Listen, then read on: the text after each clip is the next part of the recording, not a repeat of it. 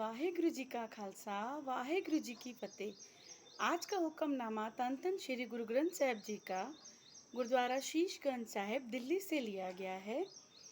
गुरु जी फरमान करते हैं, तनासरी महला पंजवा, कर 12वां। एक ओंकार सतगुर प्रसाद, वंदना हर बंदना, गुण गावो गोपाल राये। रहाओ वडे पाग पेटे गुर देवा, कोट पराद मिटे हर सेवा। वडे पाग पेटे गुर सेवा, कोट पराद मिटे हर सेवा। अंग 683। गुरु जी फरमान करते हैं, हे भाई, परमात्मा को सदा नमस्कार किया करो, ग्रेटिट्यूड दिया करो, शुक्राना करा करो, गुण गाते रहो। जिस मनुष्य को खुशकिस्मती से गुरु मिल जाता है, गुरु के द्वारा परमात्मा की सेवा भक्ति करने से उसके करोड़ों पाप मिट जाते हैं। यहाँ बताते हैं कि गुरु जब जिंदगी में आ जाते हैं, गुरु यानी विचोले जो हमें परमात्मा से हमारा मेल करवाते हैं, तो जब वो हमारे जीवन में आ जाते हैं, बहुत ही किस्मत से गुरु मिलते हैं, सच्चे गुरु जो हमें परमात्मा की सही समझ देते हैं और उनसे हमारा मिलाप कराते हैं। गुरबाणी में क्योंकि आता है, बहुत जन्म बिछड़े थे माधो, ये जन्म तुम्हारे लेके। कई जन्मों से हम बिछड़े हुए हैं उस परमात्मा से। कहने का मतलब, जो हम 84 लाख जूनियों का भोग भोगते हैं, तो उसमें हम ये मनुष्य जन्म तो 84 लाख जूनी पार करने के बाद मिलता है, जिसमें परमात्मा की सही समझ मिलती है, परमात्मा की भक्ति करने का समय मिलता है, समझ आती है, विवेक मिलता है। नहीं तो बाकी सारी जितनी भी जूनियाँ हैं, उसमें आप परमात्मा की समझ तो ले सकते हैं, पर परमात्मा को जपने का पूर्ण अधिकार नहीं मिल पाता आपको। अब जानवर को हम लोग मंदिर, गुरुद्वारे, मस्जिद में आने की अनुमति दे देते हैं क्या? नहीं देते हैं।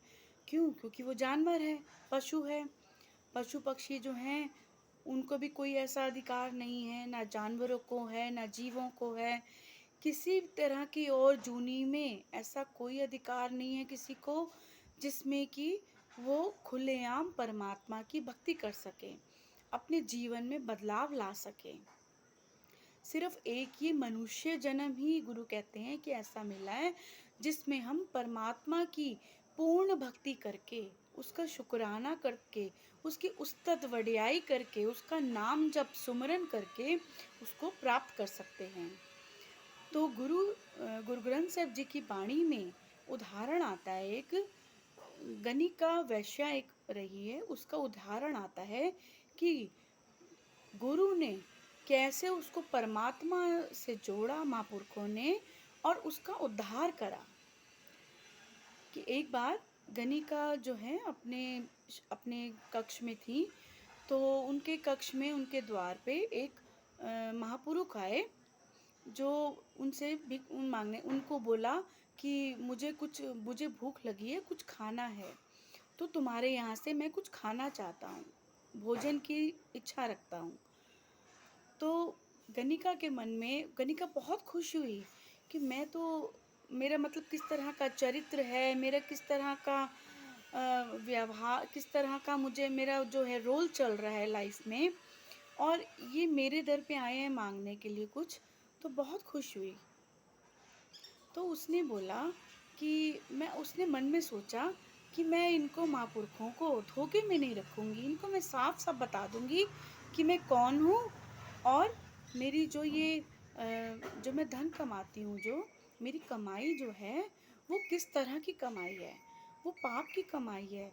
तो ये बात मैं इन महापुरुषों को साफ साफ बता देती हूँ, किरत कमाई नहीं है मेरी। तो उन्होंने सारी बात उन महापुरुषों को बता दी। तो वो बहुत प्रसन्न हुए ये सुनकर कि इसने मुझे साफ साफ और सच्ची बात बताई, कि मन की बहुत साफ है इसका मतलब। तो उनको उस गणिका पर दया आ गई। जब उनको महापुरुषों को दया आई, तो उनको एक तरकीब सूझी।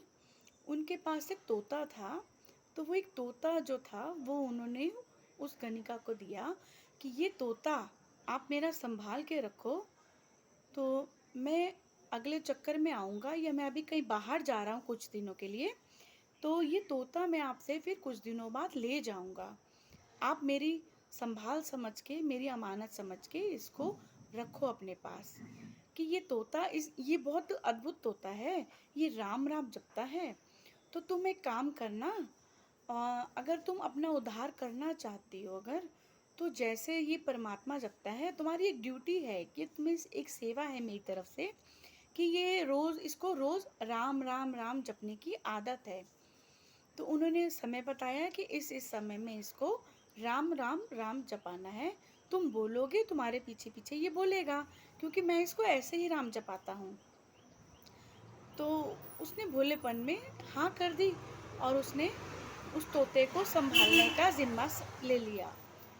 तो वो महापुरुष वहाँ से चले गए, और जैसे जैसे अगले दिन फिर उन्होंने ये बोला कि तोते को जो नाम जपाना है, आप अगले दिन स्नान आदि करके और अपना जो ये कारोबार आप कर रहे हो, जो कमाई कर रहे हो, जो काम करते हो आप, जैसा भी ये पाप का जो काम करते हो, ये काम आपको कुछ दिनों के लिए बंद करना पड़ेगा।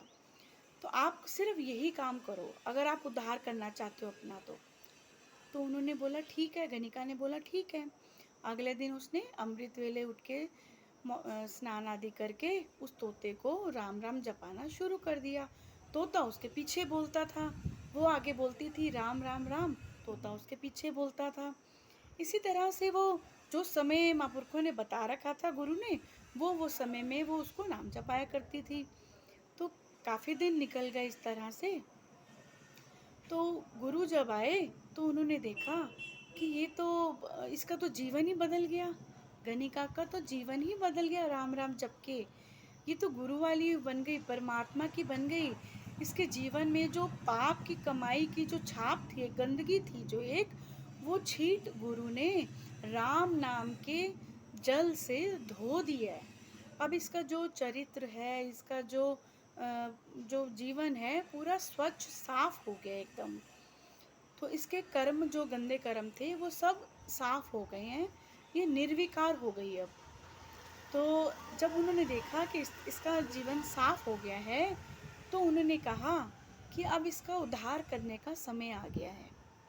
तो उन्होंने क्या करा कि उस गणिका की जब वो महापुरुष आए, तो गणिका ने उनके चरण छू लिए कि आपने मेरा जीवन ही बदल दिया। आप ये तोता क्या देकर गए, मेरे तो जीवन ही बदल गया, मेरे तो जीवन का उद्धार कर दिया आपने, कल्याण कर दिया मेरा। बहुत खुश हुई वो, और उनको भोजन वगैरह चखाया और बहुत उनसे प्यार लिया। तो उसके कुछ दिन बाद, तो जैसे उसको एक रूटीन बन गया, वो तो अपना तोता ले गए, पर उनका अपना जो एक था गणिका के, एक रूटीन ही बन गया। अब वो जो गलत कमाई जो करती थी, तो वो उसने काम सब छोड़ ही दिया, अब छूट गया उससे। क्योंकि अब जिसको राम नाम का चस्का लग जाए, उसको और कुछ भी नहीं सुभाता।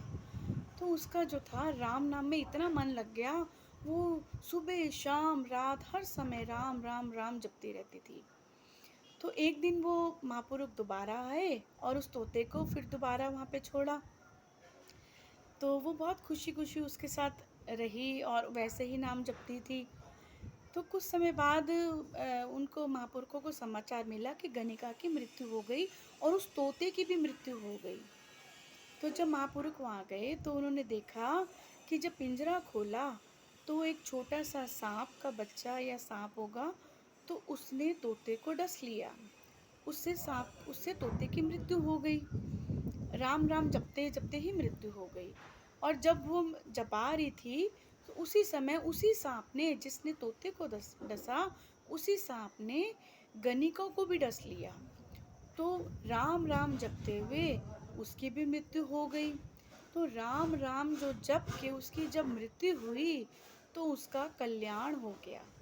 तोते के कल्याण के साथ साथ गणिका का भी कल्याण हो गया, क्योंकि गुरु ग्रंथ साहिब जी की बाणी में साफ साफ लिखा है, अंत काल जो नारायण सिमरे, तो उसको मोक्ष की प्राप्ति हो जाती है जो नारायण सिमरता है। गुरु ग्रंथ साहिब जी की बाणी में प्रत्यक्ष अक्षरों में लिखा हुआ है कि हम जिस चीज़ को पूजते हैं, जिस चीज़ को हम अंतिम समय में यानी मृत्यु के समय में जपते हैं, अगर हम लक्ष्मी को जपते हैं यानी माया को जपते हैं, माया का ध्यान करते हैं, तो हमें सर्प की जूनी होती है। अगर हम नारायण को सिमरते हैं तो हमें मोक्ष की प्राप्ति होती है, तो हमारा जीवन का उद्धार हो जाता है, मनुष्य जन्म से हमें मुक्ति मिल जाती है। तो उस गणिका का इस तरह से जीवन से मुक्ति उसको मिली, उसके जीवन में जब महापुरुषों और गुरुओं का संग जब उसको मिला। तो यहाँ गुरु यही बताते हैं इस हुक्मनामे में, आज के हुक्मनामे में गुरु ने यही बताया है कि जब हम परमात्मा का नाम जपना शुरू कर देते हैं तो हमारे विकारों का, पापों का जो है वो अंत हो जाता है और हमारे करोड़ों पाप जो हैं वो मिट जाते हैं, ख़त्म हो जाते हैं। धन धन श्री गुरु ग्रंथ साहिब जी महाराज जो हमें सही समझ देते हैं और जो हमारा उद्धार करने में हमारी हेल्प करते हैं, हमें सही समझ देते हैं। वाहिगुरु जी का खालसा, वाहिगुरु जी की फतेह।